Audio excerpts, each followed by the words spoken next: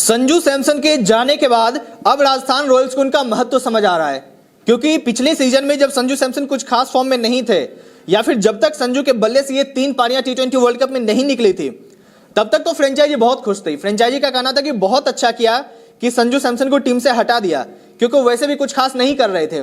लेकिन अब जब उन्होंने ऐतिहासिक पारी खेली टी20 वर्ल्ड कप में बड़े मंच पर टीम इंडिया के लिए, और टीम इंडिया को जब वर्ल्ड कप जिता दिया, लास्ट के तीनों नॉकआउट मुकाबले में 80+ रन बनाया, तो अब जाकर के फ्रेंचाइजी को वो समझ चीजें आ रही है कि हमने किस तूफान को, हमने किस विशाल खिलाड़ी को, हमने किस महान खिलाड़ी को, किस दिग्गज बल्लेबाज को, किस दिग्गज कप्तान को हमने टीम से बाहर किया है।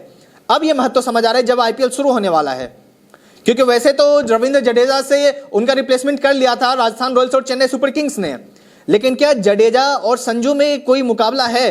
मेरे हिसाब से तो नहीं है। और ये संजू सैमसन ने साबित कर दिखाया टी20 वर्ल्ड कप में।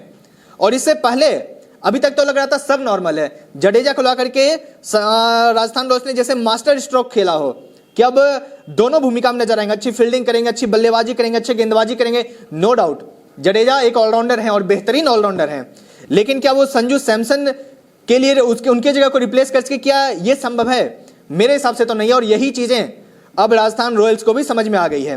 राजस्थान रॉयल्स के जो कप्तान है रियान पराग, उन्होंने एक बयान दिया और उन्होंने कहा कि क्या आप रोहित शर्मा को मुंबई से रिप्लेस कर सकते हैं? क्या आप विराट कोहली को आरसीबी से रिप्लेस कर सकते हैं? कभी नहीं कर सकते। उन दोनों का कोई मुकाबला नहीं है और कोई बल्लेबाज नहीं है, ना सिर्फ इंडिया में बल्कि पूरे विश्व में, जो कि रोहित शर्मा और विराट कोहली से बल्लेबाज को रिप्लेस कर सके उनकी टीम से।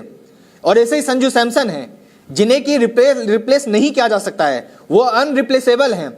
लेकिन बावजूद इसके फ्रेंचाइजी ने रियान पराग ने बस ये कहा कि संजू को रिप्लेस नहीं किया जा सकता है, उनको रिप्लेस नहीं करना था। जिस तरह फ्रेंचाइजी रोहित और विराट को नहीं छोड़ी, उसी तरह राजस्थान रॉयल्स को संजू सैमसन को नहीं जाने देना था। लेकिन ये चीजें अब कब समझ आ रही है? जबकि संजू के बल्ले से वो 3 पारियां निकली है, जब संजू के बल्ले से वो ऐतिहासिक पारियां निकली है जिसके बदौलत की भारत ने वर्ल्ड कप जीत लिया। लेकिन इससे पहले तो ट्रोल ही किया जा रहा था संजू को, चाहे पिछले आईपीएल की बात करें या फिर अभी तक जब भी संजू का नाम आता, चाहे टीम इंडिया में खेलने के लिए या आईपीएल में खेलने के लिए, उनको ट्रोल ही किया जा रहा था कि बस ये दिखावे के बड़े खिलाड़ी हैं, जब भी बड़ा मंच आता है तो वो कुछ नहीं कर पाते हैं। और इसी को लेकर के, लेकिन अब जब टी20 वर्ल्ड कप में उन्होंने शानदार पारी खेली, तब रियान पराग की आंखें खुली है। और ना सिर्फ रियान पराग की, ना सिर्फ कप्तान की, फ्रेंचाइजी की आंखें खुली होगी कि हमने किसे हटा दिया।